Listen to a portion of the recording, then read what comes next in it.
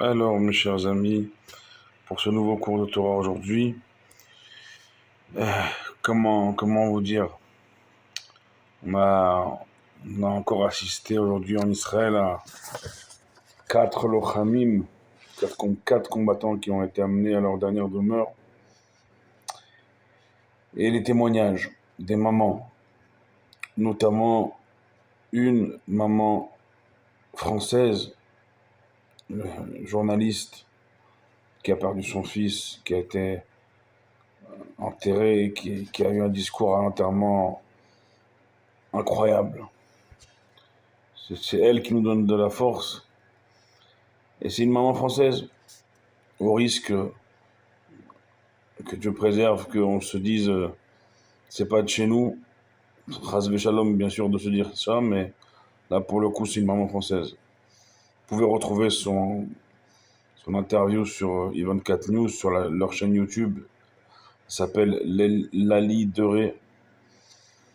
Elle a perdu un fils qui était au combat et qui était avec ses livres de Torah, avec les tefilines de son grand-père et avec son arme.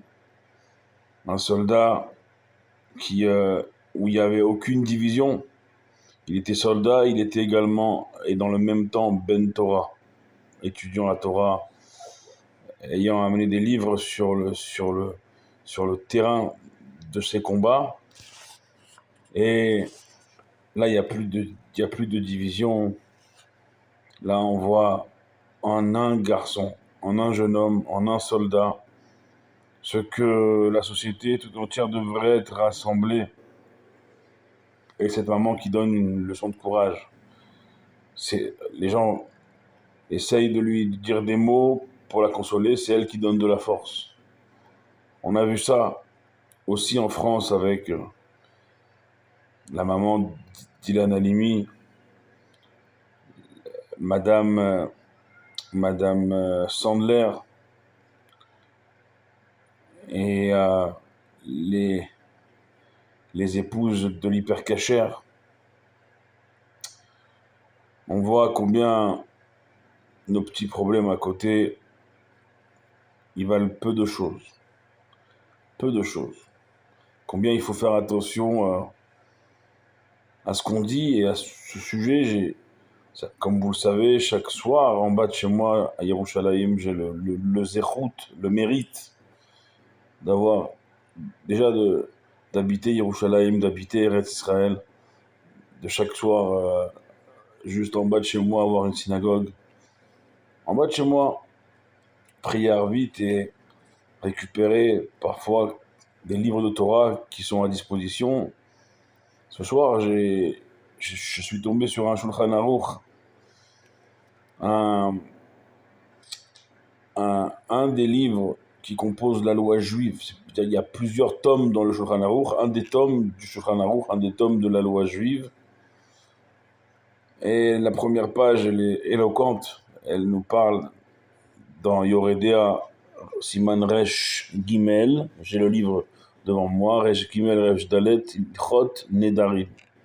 Les lois des vœux que nous faisons et que nous nous engageons sans même le savoir, ou encore plus grave, sciemment, en le sachant, on s'engage et on ne tient à 90% jamais ce qu'on dit qu'on va faire. Eh bien, c'est ça en fait. Arrêtons de parler pour rien dire. Naour, il est clair là-dessus. Al Teiragil Banedarim.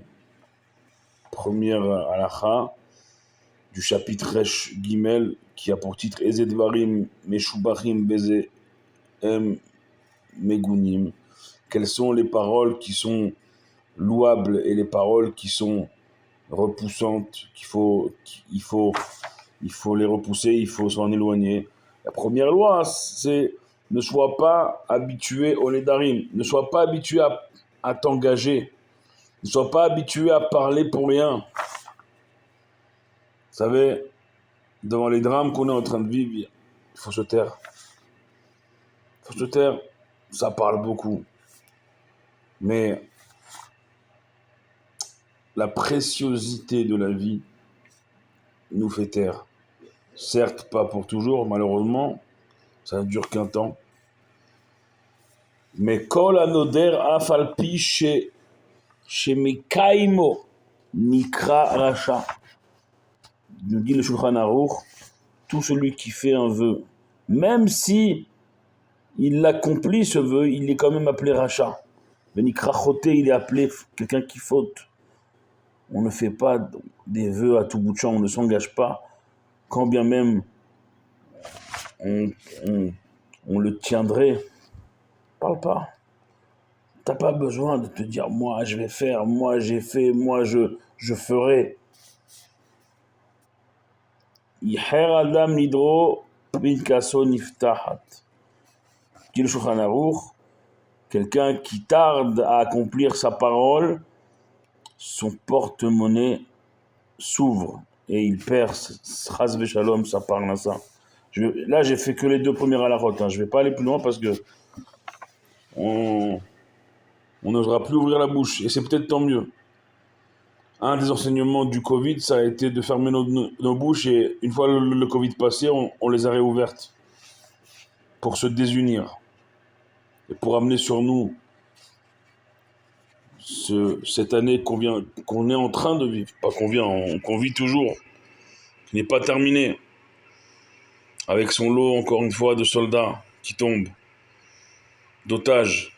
Toujours otages. Dans le sens le plus horrible du terme. Et à côté de tout ça, ça parle.